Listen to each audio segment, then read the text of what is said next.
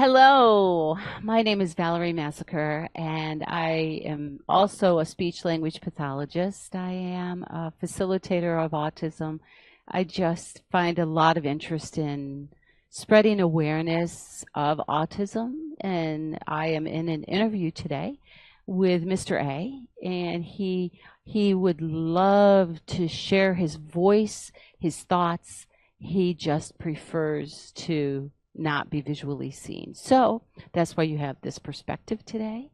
Before we begin, is there anything you'd like to open our conversation with? Well, yes, Miss Valerie, I appreciate you inviting me. I've always wanted to share what I know and what my experience is as I grew up with autism, and how people generally find it to be, or they try to um, make you believe that it's a disability, or it's a some kind of something wrong with you, something. And uh, and it's not. It's just, you're just unique and you're different, and because you think so uniquely, you actually, I would say, are able to do a lot more than what other people can do if they just learn to somewhat have just a little bit patience for the quirks or the uniqueness that you have, that may fall outside of what people generally expect. And I want people to know that it's not the end of the world. It's not a catastrophe. It's not awful when somebody is diagnosed or found to be on the spectrum. Uh, it You just have to find a place for them. Did you feel that when it came out that it like gave you power and knowledge to go, oh, now I better understand myself? Well, growing up as a child, every time I did something wrong per se or acted out in school, it was always, oh, because he's autistic. Oh, because he's autistic. Oh, because this, because that. And even when I shined, it would be diminished. My mother would diminish it by saying, "Oh, well, that's because he's autistic." So it's like it almost takes like the first place trophy away because you figured it out and nobody else could. It's just like, "Oh, well, he's autistic." Oh, well, there went that. So, having a brain fart.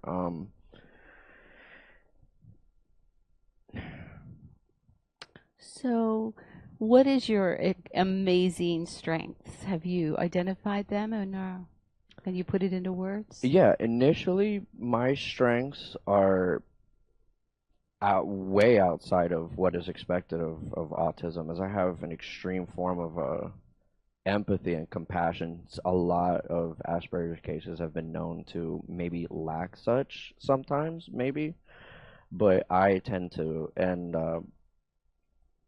and that's kind of led to people bullying me. That's led to people taking advantage of me because they know I'll always try to be the people pleaser and help them and stuff. So they took my kindness and my empathy for weakness, but I feel like it's a strength. Today I work in a delivery service, and it's my job for customer service and making sure they get what they ordered, and I'm responsible for the orders and stuff. But my ability to, I guess, connect with them on a common ground, because of the product we're delivering and the whole industry, makes it more comfortable for them, makes it more, happy, pleasant experience, and that obviously shines a light on my company, and it brings, you know um, good word of mouth, and people start switching to us, and so, and obviously my boss is always really, really, really happy. Another strength that I identified as a kid: musically gifted. Musically, if there was ever a time where you wanted to prove God was real, it would be, I picked up a guitar having never played it before and started playing it. Like most people take a year or so to even figure out their cowboy chords, but yet here I am. I picked it up and I strummed it and I began to play it. And within a week, I was already playing some of the legend songs, that everybody knows in the hard rock and, like genre.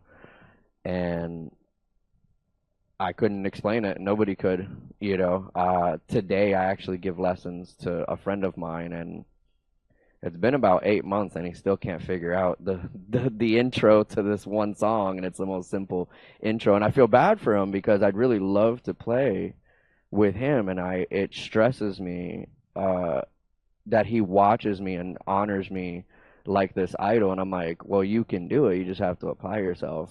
Uh, but then I'll, oh, I just heard this new song. Do you think you can learn it and then play it for me or teach me how to play it? Sure, what is it? And he'll put it on, he'll put it on his music player on his MP3 and play it through my speakers. And literally within seconds, I'll be right behind it, like I've been playing it before. A few mistakes here and there because I've never heard it in my life, but like, so, so there's that. Um, Other instruments or primarily guitar? oh, I play drums and bass also, and I hear mixed opinions on whether I can sing or not. So I'll leave that one off the table, but definitely guitar, bass, and drums. I very, very adept at. I learned them all in 1 year. Did anybody have to teach you to read? Read music or read? Anything. Read words, books, recipes, music. I never learned to read music. I was trying to learn it, but I just figured I was like, well, I'm not gonna be a professional musician, so and I can already learn a song, so whatever. So I kind of scratched that one off. But reading in general, I mean, school, I mean, every child has to quote unquote learn how to read. Some kids don't have to be taught. Really? They know it. Hmm. Oh, like I figured out the guitar. Yes, yes, yes, Absolutely. Okay, that's cool. yes. So you did take step by step, more typical growth in learning to read English on a book. That Yeah, was the more normal, typical. That was yeah, okay. school. Okay. So just would you say just in the music realm that Did I just have a natural affinity? yes, yes. Yeah. So it's like playing by ear. Yes, I do play Mhm. by ear. I can Mhm. listen to it and parrot it. Mhm. It- Mhm. And I can create my own original stuff too. Yeah. So do you have experience on the piano at all or just those I have three? tried, Okay. but the crazy part is on a piano, the keys are not marked like a fretboard, so I lose myself. I lose my finger positioning. Yeah. No. So I get lost in the keys Yeah. on a piano. I have tried to learn. I have tried to play it. Um, Maybe if I would have applied myself better, I more than likely could have learned it. But yeah, it's just my eyes like get lost because they all look the same. Like They so, do. yeah. They do. It's 8 octaves with 8 notes in each octave. And so it just keeps repeating itself across the keyboard. But Maybe, right, yeah. a guitar more or less does the same thing with Up the frets. yeah, well, per Hmm. string, per fret. Yeah, Hmm. I think it's about, I've never counted, but yeah, you go through multiple octaves of the same exact Yes. notes, and if you have a 24 fret guitar, you got them all basically. Yeah. Um, Hmm. but you play, well, I guess no, piano you play multiple keys at the same time. Same thing on a guitar, you have your bar chords and power chords Yeah. and open position chords. There was just something about the position of a guitar that was super easy for you as opposed to the piano. Yeah, well, It I just think it's is. because it's marked. I think it's because I have Hmm. the little dots to keep me in line, Yeah. like I actually used to go a lot by the dots. Now I just pretty much know where I'm at regardless. Hmm. But in the beginning when I was 13, like first learning, yeah, the dots were very important to me to help me remember where they, you know. And just simply, and hopefully this will take us places, in light of your spiritual and religious upbringing, how have you gotten to where you are today? Well, I was not raised religiously. My mom went to Catholic school, all girls. The teachers are nuns, and she said that that was a negative experience in her life. The nuns, I guess, abused her and stuff and whatever, and so she kind of, I guess, a lot of people do that. They jump the gun and blame the whole thing as opposed to just a few bad eggs, you know. And so she became like almost anti-religious, if anything, because of it. So I wasn't raised religious, but I found Jesus through my hardships, just hardships of bad decision making, hardships of, you know, my choices. So I always, as a child, grew up like wondering, like, well, if there's, because I tried to go to church. I did go to a Christian school at one point for ninth grade. My mom removed me from public school because of how severe the bullying was. Like it was destructive. It was costing my parents money, if anything, taking my books and throwing them on the roof, or you know, just getting. I mean, these are $50, $60 textbooks, and they're just like, well, we're not responsible for that. Your son should, you know, hold on to them better, and you know what I mean. And like it got to the point of where it's like, how many times are you gonna tell the teacher or tell the principal or tell, you know what I mean? Like if it's every day with you, they eventually, not that the boy cried wolf because it is legit, but they're just like, well, you're gonna have to start handling it yourself, you know. But anyway, so she removed me from public school, put me in private school, and it was a Christian school. So I tried going to church, I tried everything, but again, growing up with the confusion of, well, then why ain't I like everybody else? Why aren't I quote unquote normal? Why is it that I make all these, you know, dumb decisions and I'm always doing something? I'm always in trouble. Why? You know, if there was really a God, then he wouldn't let something like me exist. And it only got worse and worse and worse as a teenager. But I, through my travels, met a fellow for whatever reason. It could have, for all I know, been God Himself. And we just had a very, very long heart to heart talk as strangers. And we got to be friends eventually. And I finally came to the conclusion that it's like, okay, I've been raised wrong. You know, I've been raised incorrectly. It's not that I'm broken. It's not that I'm weird, bad, horrible. You know, like none of the awfulization that, you know, has been put upon me that I was raised with. And you know, and when I say raised, I'm not saying primarily my home. I'm saying like raised in general, going to school, going to outside school activities, going to just everywhere I went, it was like somehow, somewhere, it's just beating me, you know, because of my differences. But anyways, he convinced me that that thought process and that ideology should be eradicated, and that God made me special for a particular reason. You just have to open your heart and open your eyes and listen. You got to listen and figure out what that is, and you will find it. Do you feel So. you did? I'm getting there. Hmm. I think I'm getting there. I'm uh, now at 30 years of age.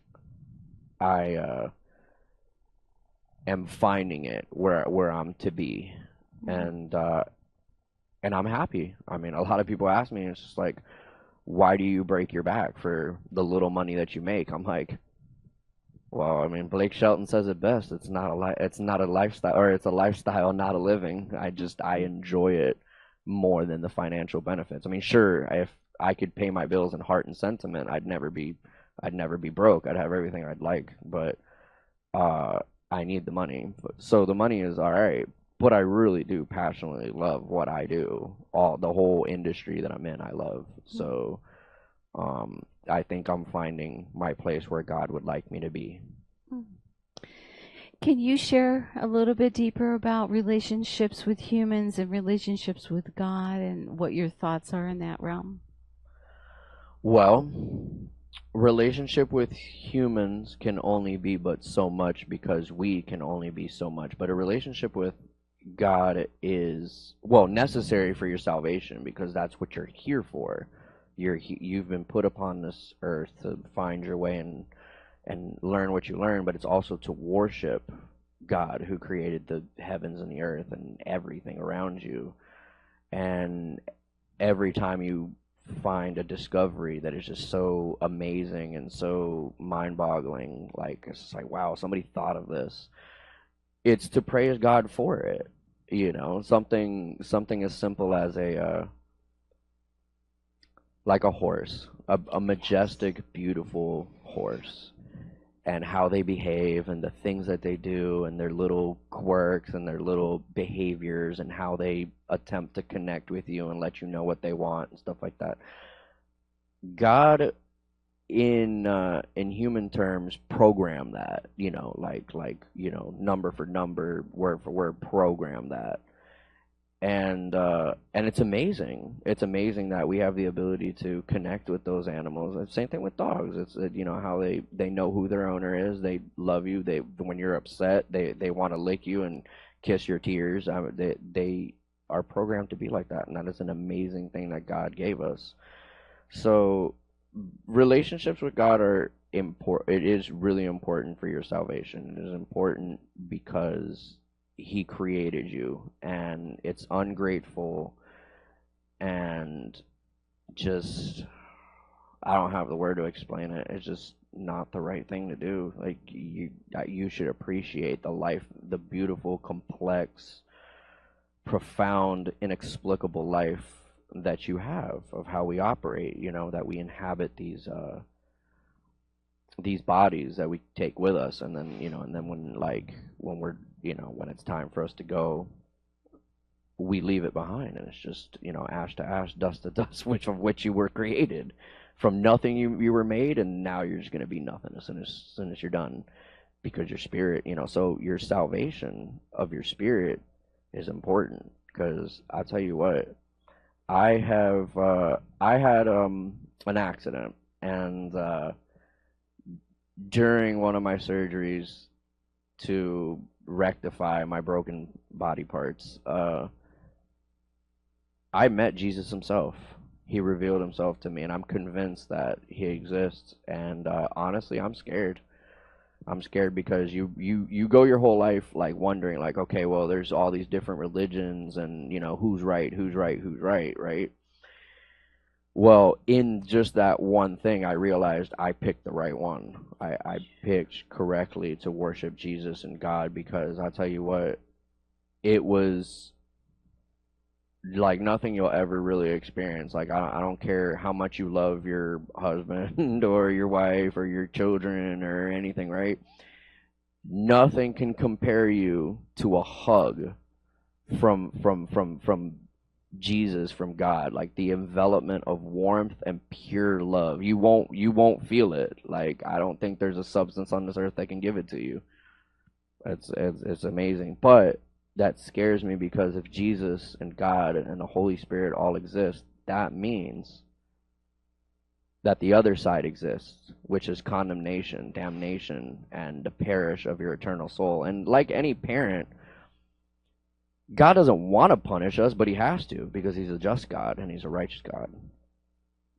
There are consequences to your actions. There's even consequences on this in this earth, for the things that you do. You insult somebody, worst off, they'll cuss you out or slap you in the face or something. There is always a consequence to your actions.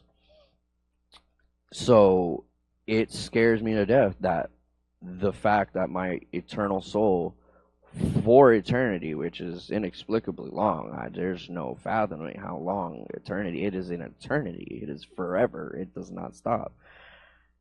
For that to be the consequence of being, for lack of better words, an ungrateful child, and spitting in your creator's face, your father's face, well, yeah, that's enough to keep me in line. I definitely, but God has done a lot for me in my life. He's protected me.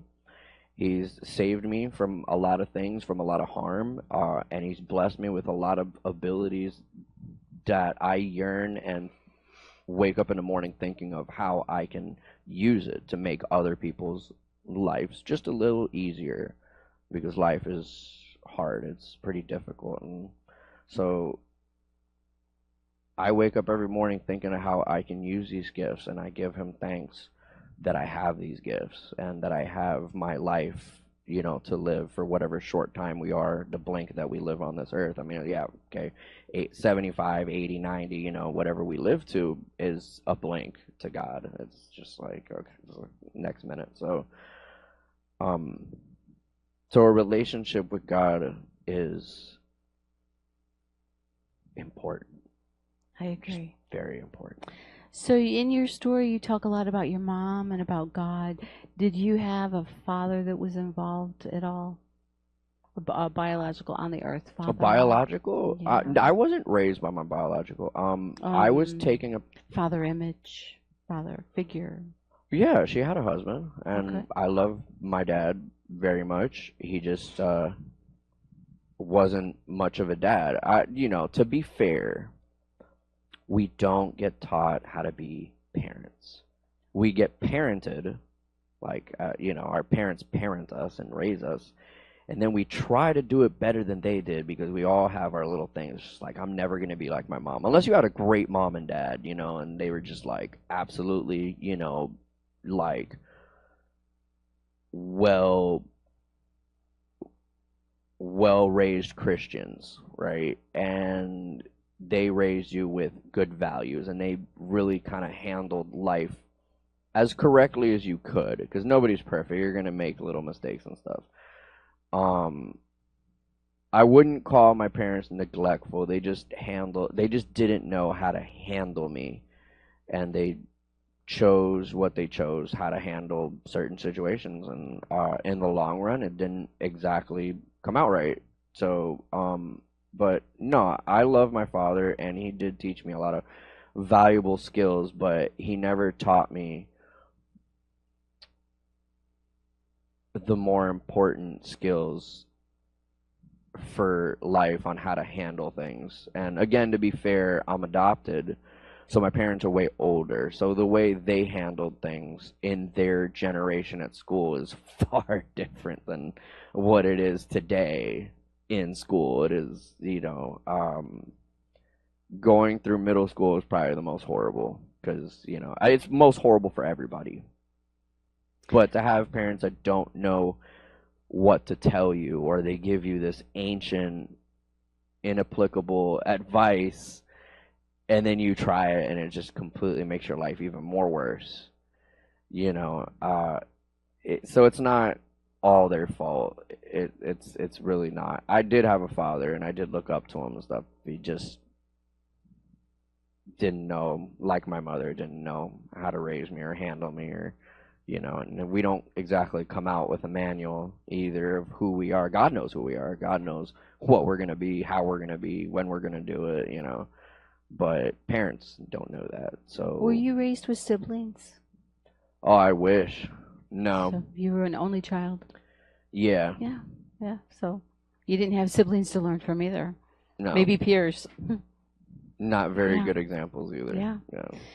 Yeah. And you've kind of mentioned what other you talked about your gift in music. Do you have any other heightened sensitivities that help you process life's experiences? When I think of autistic, I think of the five senses, and typically they're more in tune, like they hear more than the average person, or they smell more, or they have a wider spectrum of what they see, what they taste, what they feel. Do you know if any of those senses are heightened I in would your say body? hearing because of my musical affinity, and I would say seeing because I do have a little bit above average attention to detail, and when I process it, like, how to explain it correctly? I process it more abstractly and more multi-perspectival than other people. But the downside of that is I tend to overcomplicate things sometimes when it's just kind of what it is. So, trying to learn how to selectively apply, my horsepower when necessary, and just take it for what it is when not necessary, just sometimes. So I would say, and I don't really forget a lot of things either. Like, a lot of people have called me a Rolodex, or like a computer or something, like, because even my parents frustrate because, like, each word they say like I take it and it gets stored and it gets dissected, and if anything, I probably could have been a lawyer. Maybe I should have been a lawyer, but nah, I'm happy. I'm good where I'm at. There's But still time. right. Ah, Hmm. Hmm. ah, You're good. lawyers. You're good where you are. Yeah, I am. Okay. Yeah. Mhm. Um, So, do you think you have like a photogenic memory? or like photographic or videographic. Yeah.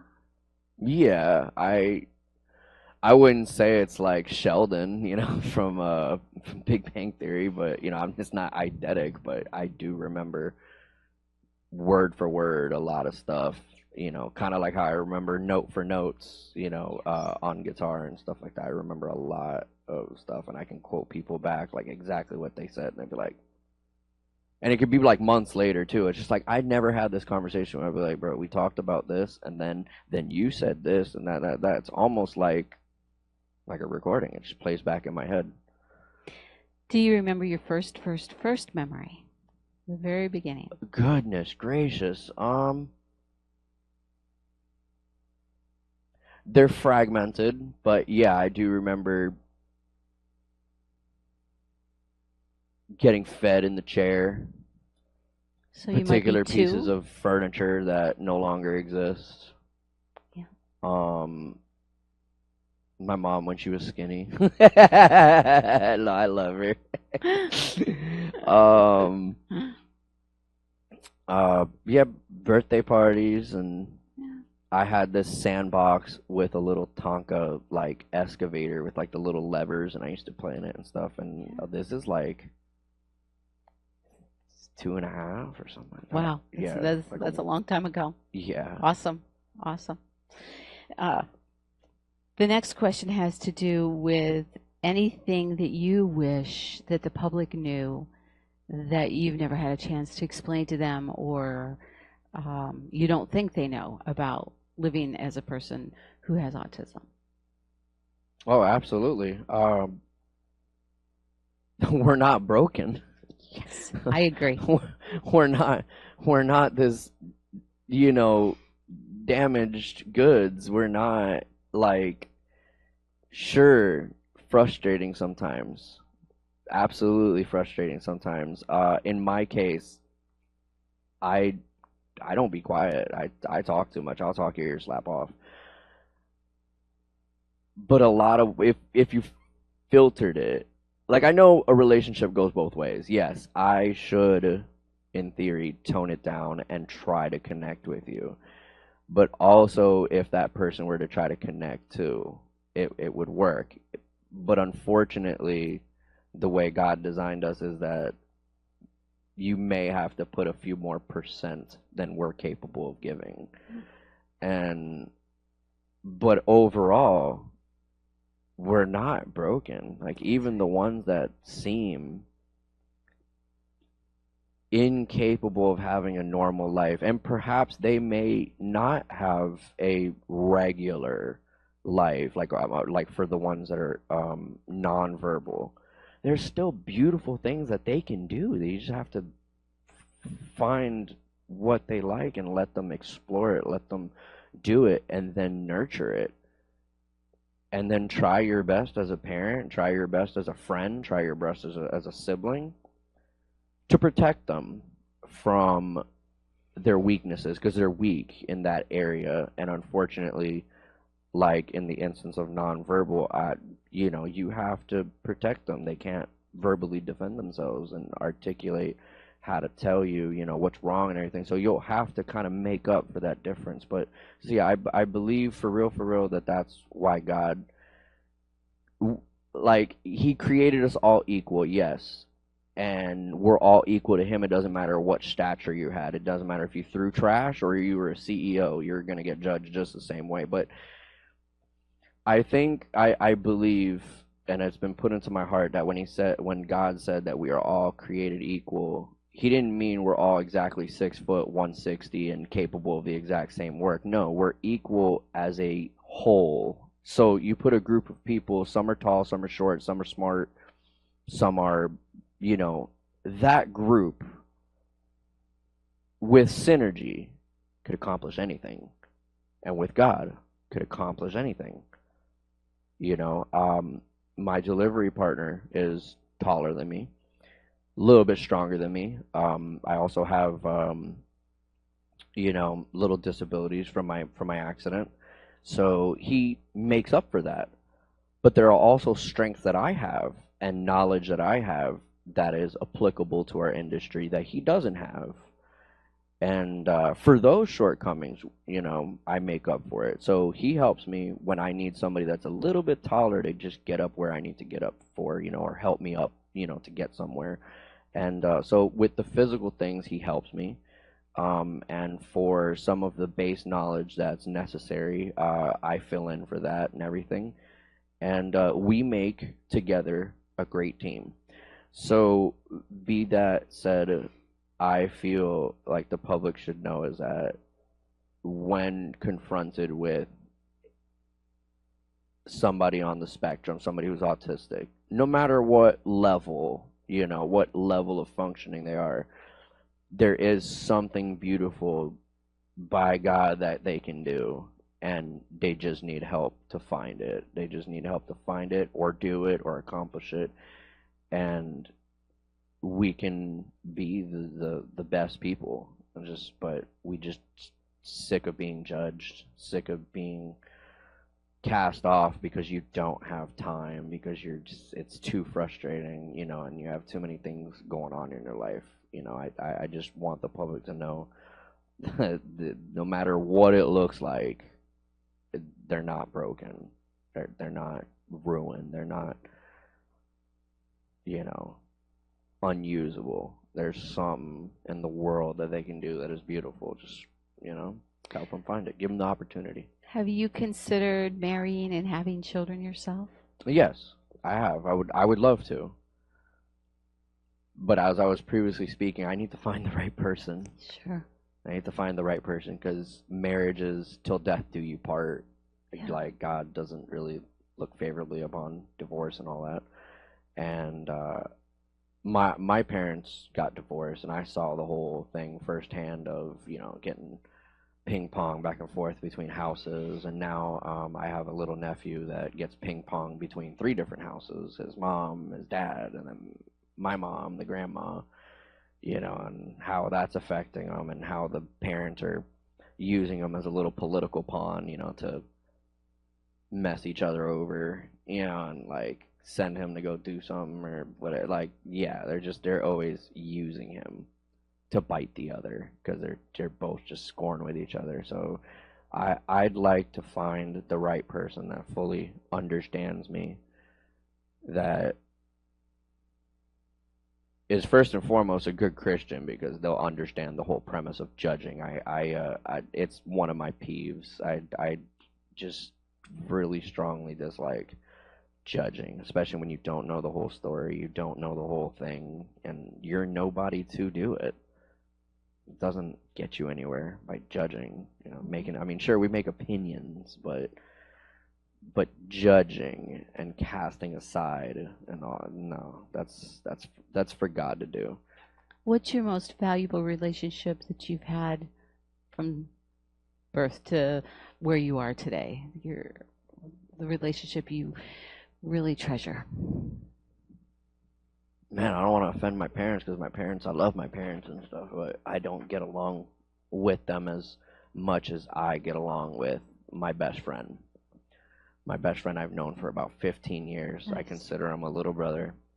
Nice. And I'd jump off a cliff for him if he asked. He's the best. He is that one. Like, I've said this to him, and he's just like, "Oh, dude, that's too far." But he knew what I was trying to say. Sometimes I say things and I mean it one way, and people take it. But I braced him for it. I said, "Look, I need to tell you something, but just before you haul off and go crazy, just listen, just hear this out, bro. I wish I could find all your qualities, but in a woman." He's like, "That's terrible." I was like, "No, but dude, like, think about it. You are highly motivated, highly intelligent, very respectful. You don't judge, and you try so hard to to think things through and get along with somebody. And you do that to all of your friends. You do that as a husband with your wife. You know, now you're a father, you're trying to figure that out, you know, like you are like, man, if God created anybody more perfect or under Jesus, you know, then it'd be like you just do everything right, dude. You are exactly what God expects us to be. You literally follow it note for note. I mean, sure, you're not perfect. You make mistakes. I know all your mistakes, and it's not for me to judge you. You know, that's between you and God. But still, overall, 99%, you do the Christian walk and you do everything so well. I wish I could find a woman like that. He's like, okay, well, thanks. But that is my most treasured relation. I consider him my little brother, and we have done just about everything for each other. If I was short, he came up. You know, when I was in trouble, he came too. And you know, when he needed me, I answered the call. I didn't care what time of night. His wife's sister got stuck in the mud somewhere. I don't know what she was thinking, driving a Ford Focus through Sugar Sand. Okay, that's cool.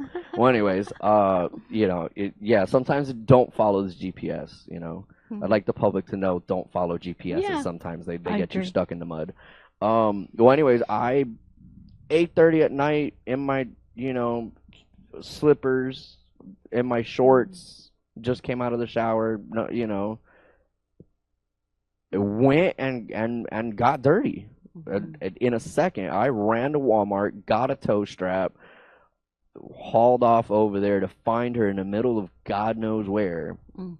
to try to help her out. No, that I would do just about anything for him. Mhm. You know, Mhm. that's my most treasured relationship. Have you thought about writing down all the qualities you would like in a wife and kind of throwing it out into the atmosphere and see if there is one that would come your way? No, I mean I'm kind of focused on building myself right now, Okay. and you know, is because it goes both ways. I can't expect this super duper awesome wife that has all the qualities like my best friend, you know, but then I not meet up to the same par. It's not right to ask somebody to, you know, and I get it. I know it's kind of hypocritical because I ask people, you know, it's like, well, I'm autistic, just give me a break. You know what I mean? Like, I shouldn't do it, but at least I try to better myself. I try to make sure I got my foundation and everything correct before I get into things. You know, I just ask, you know, that as I'm Mhm. trying to improve, which is a daily challenge every day to get better and try to get on top of little things, um, that they give me the patience until I get on top of it, you know. Mhm.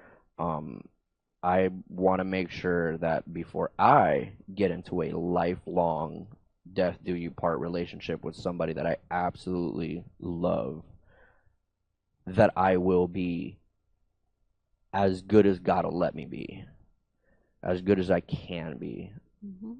mentally and physically. I want to, you know, so I'm working on that and stuff. But I suppose that when God feels it's right, it'll walk into my life.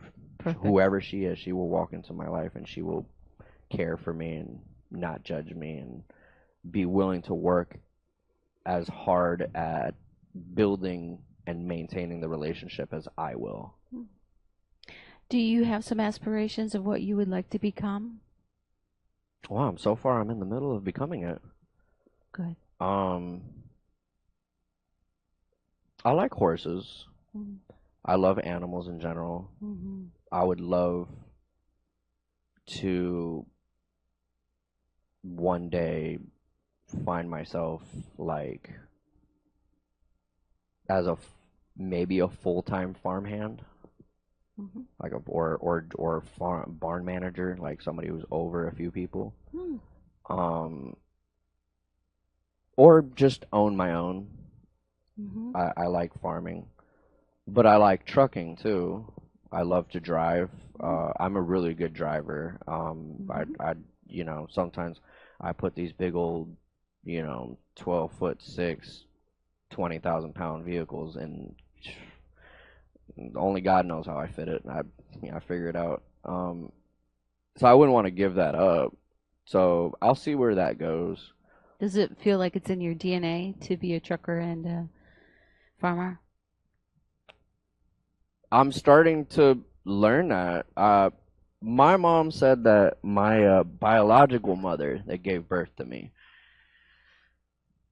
used to play a lot of country music. They say Okay. like somehow if you put like the speakers on the stomach, like Sure. they pick it up, Sure. and I believe that. I believe as soon as your heart beats and you develop the ears, Yep. you know, you should, in theory, begin to hear and begin to live and experience and absorb it. So, I've always had a natural attraction to country. I've always had a natural attraction to, farm life and animals and big old tractors and stuff like that. And so far, I'm living that. So far, I'm doing it, and I'm figuring out that that's what God always wanted me to do. I went against the grain for a very, very long time, trying to fit in, trying to make myself fit in, and that's well, it's not God's intended purpose. You just kind of got to go with the flow. So now that I have ran with the river and I'm just kind of going with the current, I find myself in the agricultural industry, and yeah, it's working out for me. So What do you think about cows? I love all of God's beautiful creatures. They all serve a purpose. Mm-hmm. They're Mm-hmm. also wonderful. Mm-hmm. Like some people will be like, "Oh, I don't do spiders." I'm like, "Well, they're necessary." It's like, "Yeah, okay, we'll snuggle it. If it wouldn't bite me, I will." That's really good. Do you ever face challenges and have trouble solving problems that are just part of life that are hard to overcome? Yeah, there's a few. Socializing is one of them. Like delicate situation. Most quote unquote average people, like the ones that consider themselves the social norm, not on the spectrum, not diagnosed with anything that they know of, and they just function in the middle. Sometimes they even don't have the right answer. So me having the right answer, not that I couldn't come up with it, but if they're having difficulties, it's certain I'm gonna have difficulties. Sometimes simple stuff stumps me. Like I can do complex, I can do like really, really abstract, like come up with creative solutions to complex problems. But sometimes the simplest of things, like all you have to do with this or all you have to do is say that, evades me. So I think because I that backwardness, that's a challenge for me. It's just something so simple stumps me sometimes. Something how to rectify a social blunder, or something, or delicate situations at work and the work socialization, getting along with your coworkers because they're not a friend, but they're not your enemy. And they come to work and they're just there to work and they kind of have to just work with you. But then as they're nice to you, you get it confused and you think they're your friend. And then, you know what I mean? There's no, I guess most average people figure it out and are able to compartmentalize and do that. But I think someone in my case struggles with that because it's like, not that it's too hard to understand, it's just sometimes hard to accomplish. It's hard for me to just, maybe it's my empathy, maybe it's because I'm extroverted, maybe because I'm friendly and I just love everybody. I want to be everybody's friend, but you just really can't realistically do that. And I learned as a child, you really actually can't be everybody's friend. You can have 500 friends on Facebook, but try hanging out with them all, and no, it'd be your full-time job. Like, Yeah. it's not. So I had to learn not everybody's your friend, and not everybody can be your friend. You're only one person. You are only capable of but so much within the given hours of the day that God gave you. So it's just, I guess it's a process. So social stuff is like the biggest thing. Do you have things that trigger you? Define.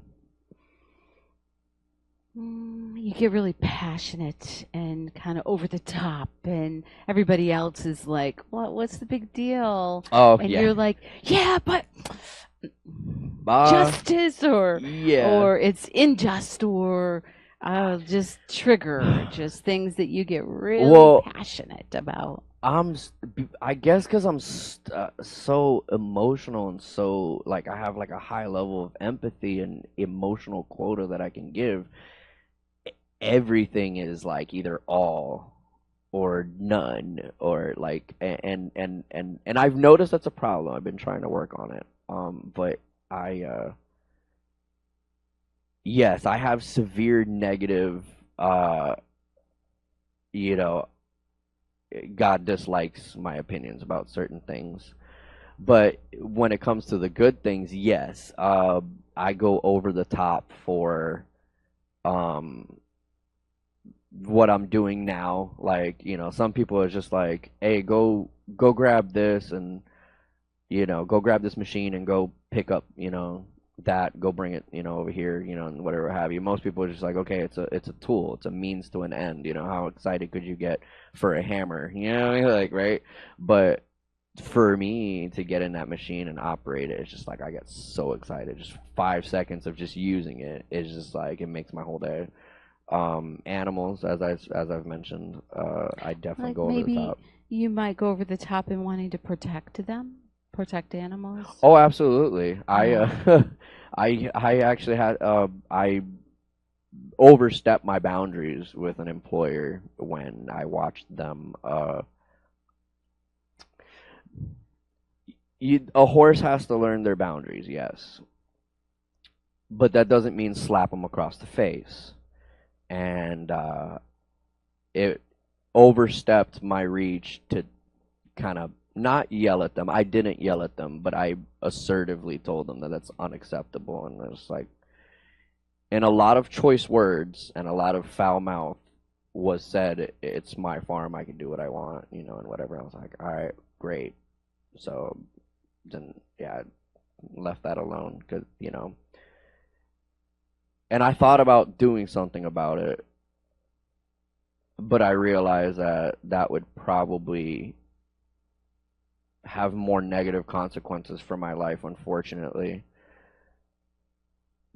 So I just pray for the things that I can't handle. I obviously can't do that. Sure, okay, call, animal control and this and that or whatever, right?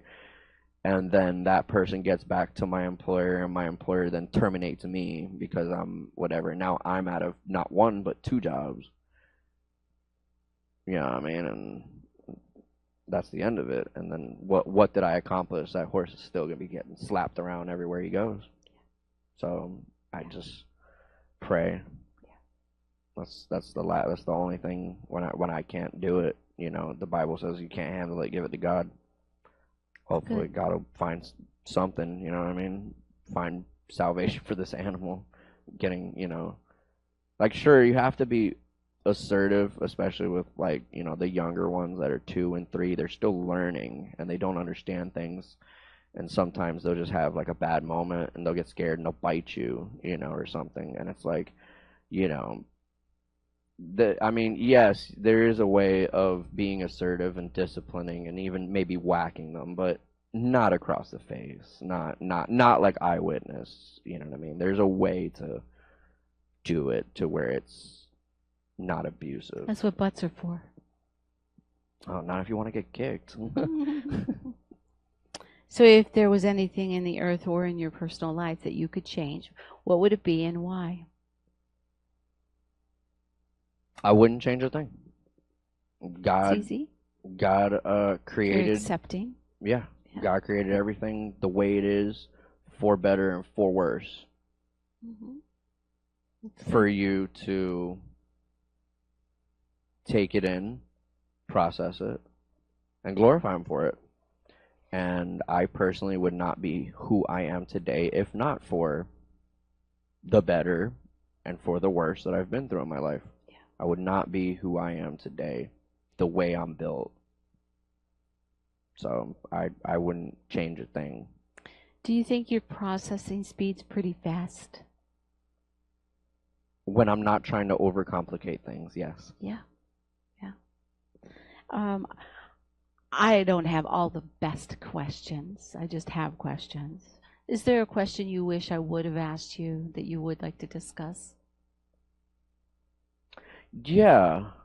I don't think you asked me if relationships were with people on this earth are difficult, then how can you have a relationship with God? Yeah, relationships with people are pretty interesting, They are. especially when they have quirks and they have problems, Absolutely. they have perhaps even trauma. It's difficult for a person with autism to understand that. Now, I understand that. I've read about it. I find psychology fascinating. Uh, the reason I try to study a lot of psychology is because, well, Superman has kryptonite as his weakness, right? He just completely falls on the floor and whatever. Well, social and understanding what most people call quote unquote common sense is not common sense. So, in order for me to overcome these challenges, I have to work out in a gym full of kryptonite. So, in other words, I try to really go and use my strength, which is intelligence, and I try my best to understand it from a quantifiable perspective, people and how they behave. So anyway, but yeah, so most people have, problems and they have their own characteristics of whatever they've been through in their life, and sometimes I can pose challenging for it. So an autism spectrum person would find it sometimes marginally difficult at best and very challenging at worst. But how can you have a relationship with God? You have a lot of people that find it difficult to have a relationship with God. Some people they get on their knees and they pray every day, and they get His answering service. You never really hear something. So it's frustrating, and then when things go wrong, it's just like, well, God, I thought you protect me. Oh, well, God, I thought that this, and then again, like through my childhood, you come to this, like, you know what, the world wouldn't be the way it is, and I wouldn't be the way it is, and I wouldn't be dealing with this if there really was a God. What kind of God lets me suffer the way and everything? So you start thinking that you don't want to have a relationship, and that it's probably not even fruitful for you to have it because it doesn't exist. And I would say that God, being the almighty, omnipotent deity that He is, can try to have a relationship with anybody and knows your heart. The person with autism just has to be explained in the right way about the Bible, and about, because they may not comprehend it the way that anybody else would comprehend it. And if anything, if they're extremely intelligent off the charts, they might find more holes than it's even worth and stuff like that, and justify it like that. So if it were to be explained in a way that they can understand, particular to that individual, because we are individuals, we are unique, we are people, that are different, and just one of one. um if the whole premise of our salvation and of God and Jesus and the Holy Trinity were to be explained properly, I think that, with assistance, a good pastor that knows how to answer their questions specifically to them, like, yeah, they might explain to the rest of the church from the Bible and everybody understands it the way they were meant to understand it, but this one person is just like, well, scratching their head, and they're like, well, but this, but that, if they were to be explained properly, I think they, and assisted in some capability of having a relationship, and comforted when they don't get an immediate answer, comforted when it's not like they expected it to go, I think you can, because it was difficult for me to understand the whole, you sit here and you have a horrible day.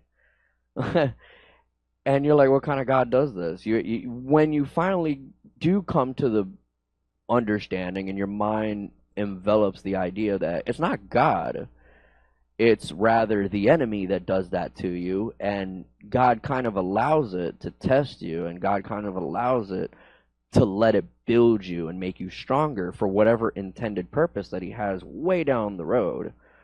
I deal with a lot of different life stresses, from, the average to the completely unreasonable. And I don't feel like the previous I would have been able to handle it had it not been for the road that I took, partially out of my choices and partially out of God's design. And when I finally came to the term that God doesn't hurt anybody, God doesn't abuse anybody. That's not God. He's a loving God. Righteous and punishing, of course, yes. And we all know Sodom and Gomorrah got punished. But it's not God punishing you. It's God allowing the enemy to mess with you and just do things to you to build you stronger. If you give way and you fail and you fall off the path and you fall off the way, well, then, it's pretty simple. The consequences are right there before you. You're going to have a horrible life, and then eventually your soul is going to burn eternally. You were weak. I mean, God is an almighty deity, almighty presence, omnipresent, omni-knowing, everything. And eternal salvation is like everything. Think about it. You get to, from what I've heard, it's amazing. It's the best thing ever. And if what I felt for all of 3 minutes during my surgery is even a glimpse of what it is, it's worth suffering. It's worth suffering right down here. Do whatever you want to me, because I'll tell you what, at the end of it, that's where I'm going. That's where I get to be for all of eternity, forever. I'll never have to suffer this ever again. Just go through it once. Mm-hmm. So Mm-hmm. God has a design, and God lets things happen and stuff. So I personally think a relationship is possible. You just have to find a help as a pastor, as a parent, as a person. Help them try to understand what they need to understand to do what they need to do to have. But from God's end, well, God created you. He knows how to have a relationship with you. He knows who you are. He knows how to be your friend. You just need to try to figure out how to be his friend and follower, worshiper, a good son. Mm-hmm. Is there anything else you would like to add before we close today?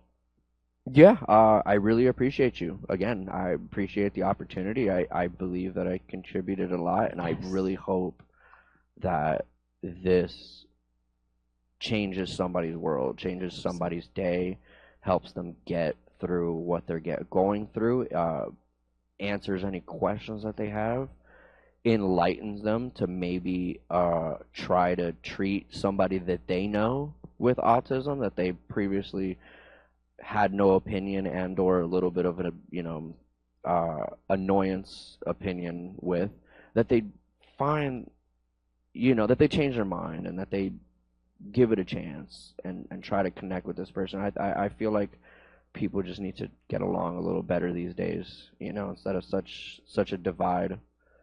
We have such a divide with everything. Like literally, there's a line everywhere I could look, and God didn't intend for us to do all that. Be different, sure. He created the Tower of Babel, but